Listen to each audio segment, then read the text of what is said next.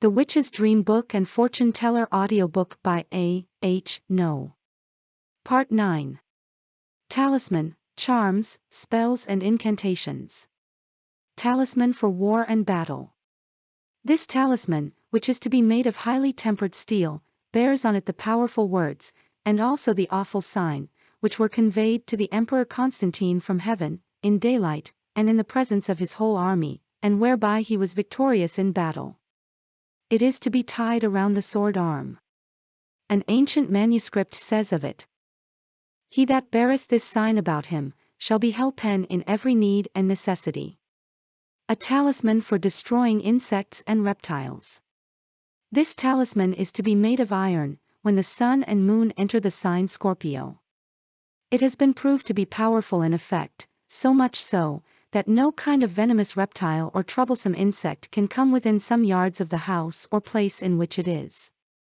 The manuscript from which the account of this talisman is taken cost a very large sum, and a medical gentleman, to whom it belonged, affirms that he has himself proved its efficacy, for being at one time much annoyed by beetles, he made a talisman, according to instructions here given, and screwed it to the floor, when these troublesome insects immediately disappeared, but afterwards, when the servant removed it, through ignorance, they returned in great numbers, when he again nailed it to the floor, and they again disappeared.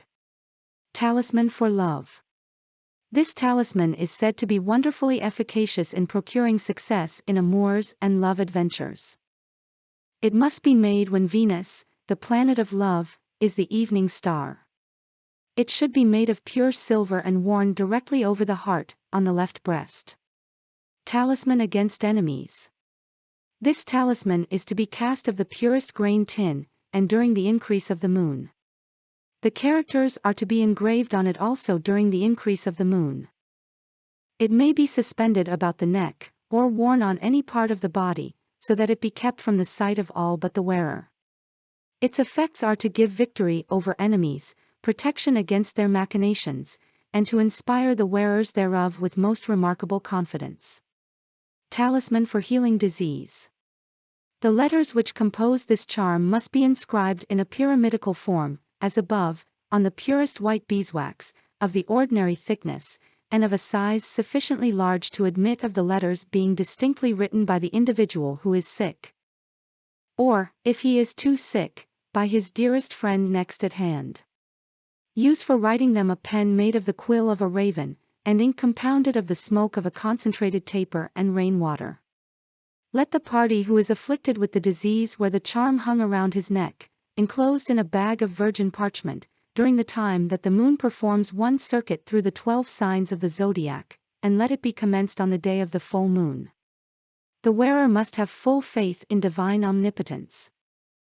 And repeat the letters of the talisman in some one of the different directions in which they may be read, daily.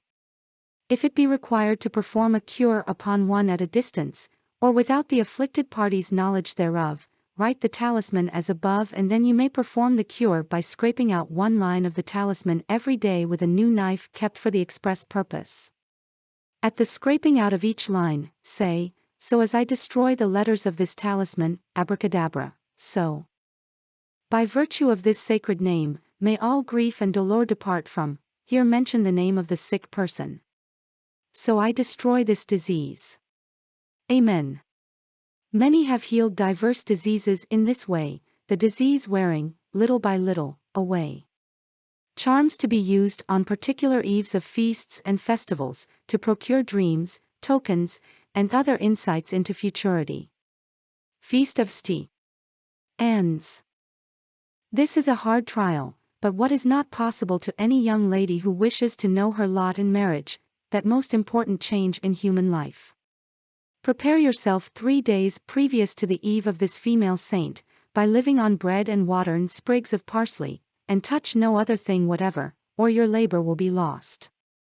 The eve begins at the 6th hour. Go to bed as soon as convenient, and speak not a word after you once begin to undress.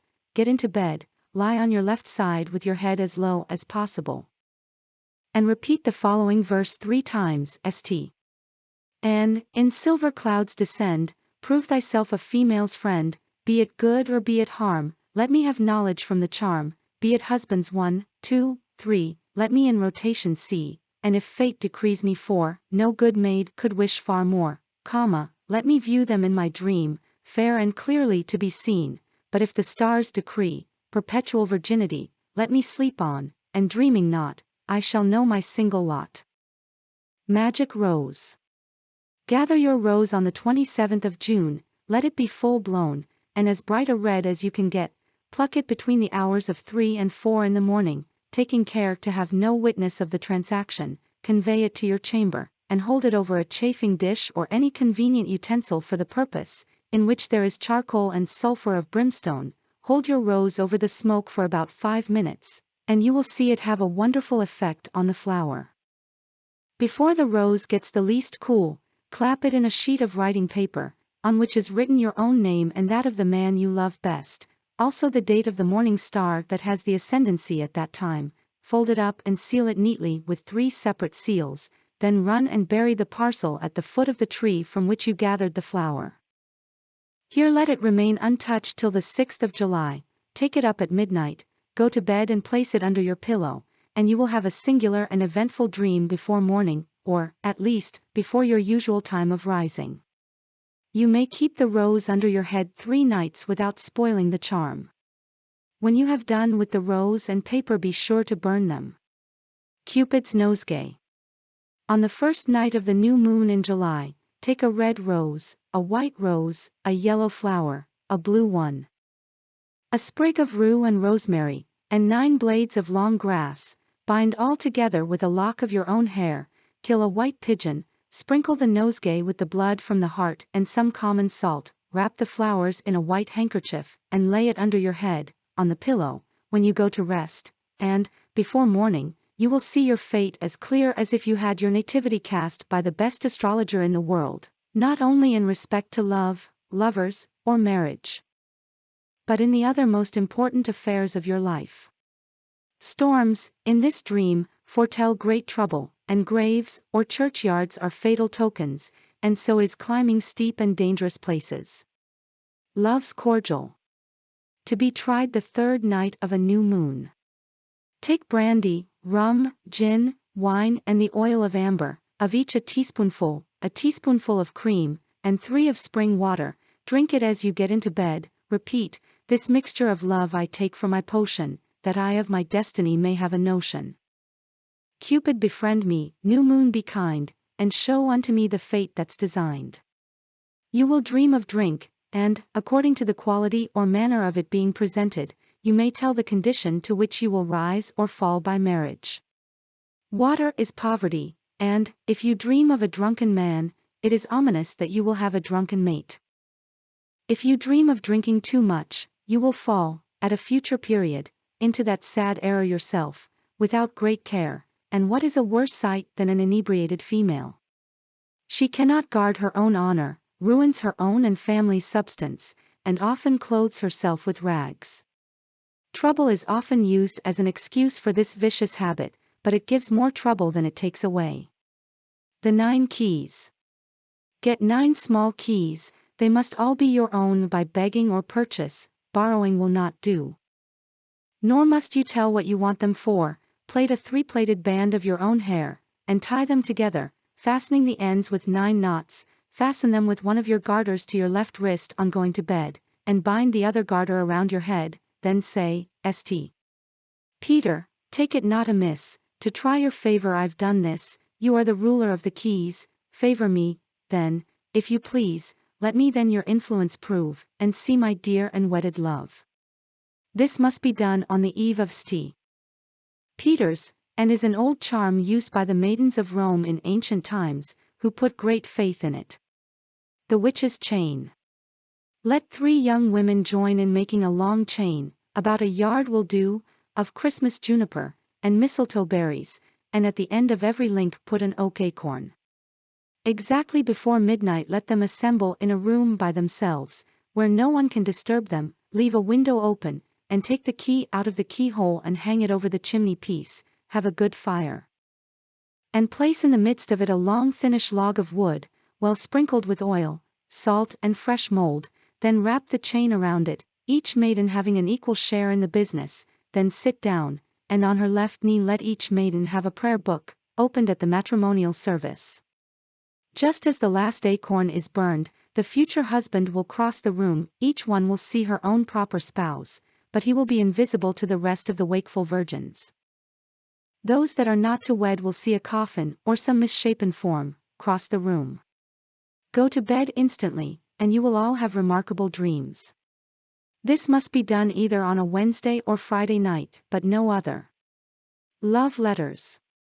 On receiving a love letter that has any particular declaration in it, lay it wide open, then fold it in 9 folds, pin it next to your heart, and thus wear it till bedtime, then place it in your left-hand glove, and lay it under your head. If you dream of gold, diamonds, or any costly gems, your lover is true, and means what he says. If of white linen, you will lose him by death, and if of flowers, he will prove false. If you dream of his saluting you, he is at present false and means not what he professes, but only to draw you into a snare. Strange bed. On going to rest, take a glass of water, half fill it with salt, and drink it off as quick as you can. Do not speak afterwards, but compose yourself to sleep, and thirst will cause you to dream. Which, joined to a strange bed, will have a true effect. The magic ring. Borrow a wedding ring, concealing the purpose for which you borrow it, but no widow's or pretended marriage ring will do, it spoils the charm. Wear it for 3 hours at least before you retire to rest, and then suspend it by a hair off your head, over your pillow, write within a circle resembling a ring, the sentence from the matrimonial service beginning with this ring I thee wed, and around the circle write your own name at full length. And the figures that stand for your age, place it under your pillow, and your dream will fully explain whom you are to marry, and what kind of a fate you will have with them. If your dream is too confused to remember it, or you do not dream at all, it is a certain sign you will never be married. Hymeneal charm. The night before your nuptials, write your name on a piece of paper, as small as possible, with the name of your spouse-elect, the date of the wedding day, the month and the year, enclose all in a circle of blood drawn from one of your fingers, fold the paper into 9 folds, place it in the stocking drawn from your left leg, and place it between your head and the pillow, and by your dreams of that night you may guess what will be the fate attending your nuptial life. For a girl to ascertain if she will soon marry, find a green pea pod with exactly 9 peas in it, and hang it over the door of a room or entryway, without letting any person know that you have done so. You must then watch the door and see who goes through first. If it is a bachelor, or an unmarried young man, you will positively be married before the current crop of peas is disposed of. If it is a woman, you will have to sigh in single blessedness another year. If a married man, be careful and not allow your lover too much liberty in his attentions. Valentine charm. If you receive one of those love tokens, and cannot guess the party who sent it, or are in any doubt, the following method will explain it to a certainty. Prick the 4th finger of your left hand, and with a crow quill write on the back of the valentine the day and hour in which you were born, and the date of the year, also of the present one, the moon's age, and the name of the present morning star, all of which you will find in the almanac, and the sign into which the sun has entered. Try this on the first Friday after you receive the valentine, but do not go to bed till midnight. Place the paper in your left shoe, and put it under your pillow, lie on your left side, and repeat 3 times, St. Valentine, pray condescend to be this night a maiden's friend, let me now my lover see, be he of high or low degree, by a sign his station show, be it weal or be it woe. Let him come to my bedside, and my fortune thus decide. The young woman will be sure to dream of the identical person who sent the valentine and be enabled to guess if he is to be her husband. Acorn charm. This is to be tried on the 3rd day of the months between September and March. Let any number of young women, not exceeding 9, and minding that there is an odd one in the company, assemble together, and each string 9 acorns on a separate string, or as many acorns as there are females in company, but not more. Wrap them around a long stick of wood, and place it in the fire just as the clock strikes 12 at night. Say not a word, but sit around the fire till all the acorns are consumed, then rake out the ashes and retire to bed almost directly, repeating, "May love and marriage be the theme, to visit me in this night's dream, gentle Venus be my friend, the image of my lover send. Let me see his form and face, and his occupation trace, by a symbol or a sign, Cupid, forward my design." Christmas spell. Steep mistletoe berries, to the number of 9, in a mixture of ale, wine, vinegar, and honey, take them on going to bed, and you will dream of your future lot. A storm in this dream is very bad, it is most likely you will then marry a sailor, who will suffer shipwreck at sea, but to see either sun, moon, or stars, is an excellent presage, so are flowers, but a coffin is an index of a disappointment in love. Lent charm. To be tried on any Friday in Lent. Good Friday excepted, when it is improper to try anything of the kind, and the mind ought to be more seriously disposed. Write 12 letters of the common alphabet on separate pieces of card, also 12 figures, and the same number of blank cards, then put them in a bag and shake them well, and let each one present draw one. A blank shows a single life, a figure, intrigue, and a letter, a happy marriage. Charms to know who your husband shall be. Honesty. Agnus Day. This falls on the 21st of January. You must prepare yourself by a 24 hours fast, touching nothing but pure spring water, beginning at midnight on the 20th, to the same again on the 21st, then go to bed, and mind you sleep by yourself, and do not mention what you are trying to any one, or it will break the spell. Go to rest on your left side, and repeat these lines 3 times, St. Agnes, be a friend to me, in the gift I ask of thee, let me this night my husband see, and you will dream of your future spouse. If you see more men than one in your dream, you will wed 2 or 3 times, but if you sleep and dream not, you will never marry. Buy bride cake. A slice of the bride cake thrice drawn through the wedding ring, and laid under the head of an unmarried woman, will cause her to dream of her future husband. Buy the garter and stocking. The party inquiring must live in a different county from that in which she commonly resides, and, on going to bed, must knit the left garter about the right-legged stocking, letting the other garter and stocking alone, and as you rehearse the following verse, at every comma knit a knot, this knot I knit, to know the thing I know not yet, that I may see, the man that shall my husband be, how he goes and what he wears, and what he does all days and years. Accordingly, in a dream he will appear, with the insignia of his trade or profession. To know whether a woman shall have the man she wishes. Get 2 lemon peels and wear them all day, 1 in each pocket. And at night rub the 4 posts of the bedstead with them. If she is to succeed, the person will appear in her sleep, and present her with a couple of lemons, if not, there is no hope. To know if a woman with child will have a girl or a boy. Write the proper names of the father and the mother, and the month she conceived with child, add together the letters in these words, and divide the amount by 7, if the remainder be even, it will be a girl, if uneven, it will be a boy. To know if a newborn child shall live or not. Write the proper names of the father and the mother, and of the day the child was born, count the letters in these words, and to the amount add 25, and then divide the whole by 7, if the remainder be even the child shall die, but if uneven, the child shall live. To know what fortune your future husband will have. Take a walnut, a hazelnut and a nutmeg, grate them together, and mix them with butter and sugar, and make them up into small pills, of which exactly 9 must be taken on going to bed, and, according to your dreams, so will be the state of the person you will marry. If a gentleman, your dream will be of riches, if a clergyman, of white linen, if a lawyer, of darkness, if a tradesman, of odd noises and tumults, if a soldier or sailor, of thunder and lightning, if a servant, of rain. Charm to cure the headache. If the pain be on the right side of the head, make a comb out of the right horn of a ram, and if the head be combed with it, it will take away the pain. But if the pain be on the left side of the head, then make a comb out of the left horn of a ram, and if the head be combed therewith, it will stop the pain. Charm to make a tree bear fruit. The seeds of roses, with mustard seed, and the foot of a weasel, tied together in something, and hung among the boughs or branches of a tree which bears but little fruit, will remedy the defect, and render the tree amazingly fruitful. Charm to hinder from the bite of a mad dog.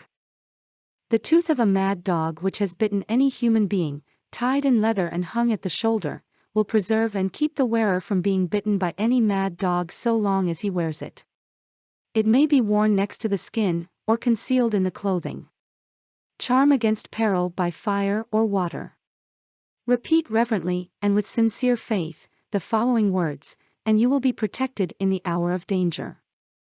When thou passest through the waters, I will be with thee, and through the rivers, they shall not overflow thee. When thou walkest through the fire, thou shalt not be burnt, neither shall the flame kindle upon thee. Charm against furious beasts. Repeat reverently, and with sincere faith, the following words, and you will be protected in the hour of danger. At destruction and famine thou shalt laugh, neither shalt thou be afraid of the beasts of the earth. For thou shalt be in league with the stones of the field. And the beasts of the field shall be at peace with thee. Charm against enemies. Repeat reverently, and with sincere faith, the following words, and you will be protected in the hour of danger. Behold, God is my salvation, I will trust, and not be afraid, for the Lord Jehovah is my strength and my song, he also is become my salvation. For the stars of heaven, and the constellations thereof, shall not give their light, the sun shall be darkened in his going forth, and the moon shall not cause her light to shine. And behold, at eventide, trouble, and before the morning he is not, this is the portion of them that spoil us, and the lot of them that rob us. Charm against trouble in general. Repeat reverently, and with sincere faith, the following words, and you shall be protected in the hour of danger. He shall deliver thee in 6 troubles, yea, in 7 there shall no evil touch thee. In famine he shall redeem thee from death, and in war from the power of the sword. And thou shalt know that thy tabernacle shall be in peace. And thou shalt visit thy habitation and shall not err. Thus concludes Part 9 of the Witch's Dream Book and Fortune Teller. Stay tuned for the next installment, Parts 10 and 11, Signs and the Silent Language. If you enjoyed this video, check out the many more selections over at Weird Audiobooks.